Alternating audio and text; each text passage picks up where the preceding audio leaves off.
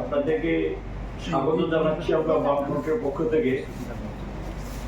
আমাদের মধ্যে আছেন এখানে সিপিআই কমরেড মিলন বৌদ্ধ, আরএসপি কমরেড রঘুনাথ সরকার, আরএসপি দীপক দেব এবং ফরওয়ার্ড ব্লকের রঘুনাথ সরকার এবং সিপিএম এর আমাদের রাজ্য সম্পাদক উপমন্ডলীর সদস্য কমরেড রাজেন্দ্র রিয়া। কিছু বিষয় নিয়ে আপনাদের দৃষ্টি আকর্ষণ করে আপনাদের মাধ্যমে আমরা এই বক্তব্য জনগণের সামনে এবং সরকারের দৃষ্টি আকর্ষণ করছি। প্রথম যেটা বলবো যে আগরতলা গভর্নমেন্ট মেডিকেল কলেজ এবং জিবি হসপিটালে যারা চিকিৎসক তাদের বাইরে প্র্যাকটিস করা নিষেধাজ্ঞা জারি করেছে রাজ্য সরকার। এটা সমস্যা আরো বাড়িয়েছে এবং আমরা মনে করি যে আমাদের রাজ্যে এমনি ডাক্তারের সংখ্যা পর্যাপ্ত না এবং হাসপাতালগুলোর পরিষেবাও তলানিতে এবং সেই ধরনের চিকিৎসক বা চিকিৎসা কর্মীর অভাব, ইনস্ট্রুমেন্টগুলো ভালো না, প্রতিনিয়ত সাধারণ রোগীদের থেকে কিছু অভিযোগ আছে। এই পরিস্থিতির মধ্যে সামগ্রিক বাস্তব পরিস্থিতি চিন্তা ভাবনা না করে একটা চট করে এই ধরনের সিদ্ধান্ত আরো বেশি সমস্যাটাকে জটিল করে তুলেছেন এবং সাধারণ রোগীরা গত কয়েকদিন যাবৎ মারাত্মক সমস্যার সম্মুখীন। হাসপাতালগুলোতে উঠছে ওরা ভিড় এবং চিকিৎসক যারা তারা সামাল দিতে পারছেন না।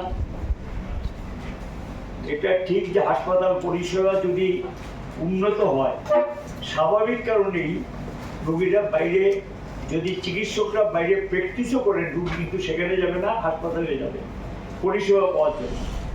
এই সমস্যাগুলো নিরসন না করে, সমাধান না করে, একতরফাভাবে কারোর সঙ্গে পরামর্শ নেই, আলোচনা নেই, বাস্তব পরিস্থিতির মূল্যায়ন নেই, একতরফাভাবে চট করে সরকারি সিদ্ধান্ত নেওয়াতেই রোগীদের মধ্যে ক্ষোভ এবং বিক্ষোভের বহিঃপ্রকাশ ঘটছে এবং আমাদের একটা কিছু এটাকে কেন্দ্র করে যদি কারো মৃত্যু ঘটে বা কারো জীবনহানি ঘটে, তার দায় কিন্তু সরকারকে বহন করতে হবে।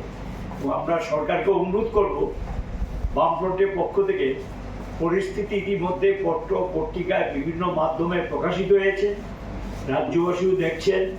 এই পরিস্থিতিতে অতি দ্রুত আলোচনার মাধ্যমে এই সমস্যার সমাধান করে যাতে যে সিদ্ধান্তটা নিয়েছেন এটা আপাতত প্রত্যাহার করুক এবং আলোচনার মাধ্যমে সমাধানে এগিয়ে আসুক।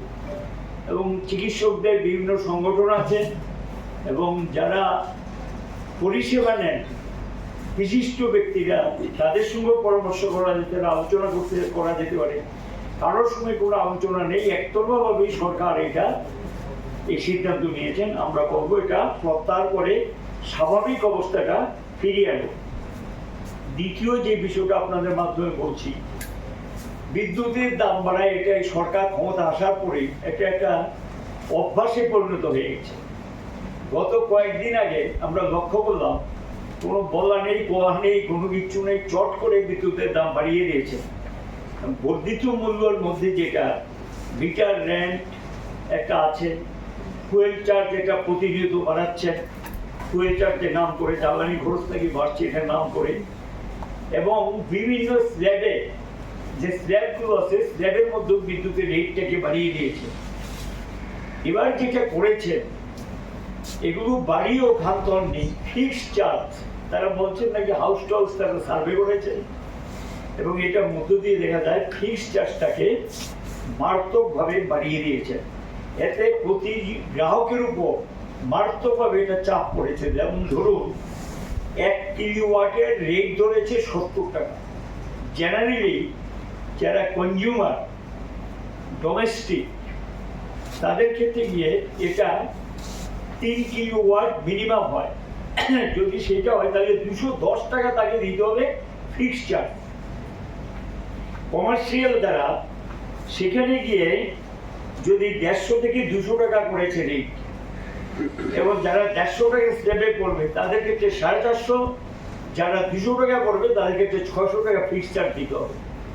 এই অস্বাভাবিক বৃদ্ধি সাধারণ গ্রাহকদের উপর একটা চাপ পড়েছে এবং এখন বিদ্যুতের বিল যেটা আসছে আগের মাসের সঙ্গে বর্তমান মিলিয়ে কয়েকশো টাকা ডিফারেন্স এবং গ্রাহকদের মধ্যে নাবিশ্বাস উঠে গেছে এবং এটা সাধারণ গ্রাহকদের উপর চাপিয়ে দেওয়া হয়েছে। বিদ্যুৎ নিগম এবং সরকারের ব্যর্থতা ঢাকার জন্য এটা চাপিয়ে দিয়েছে।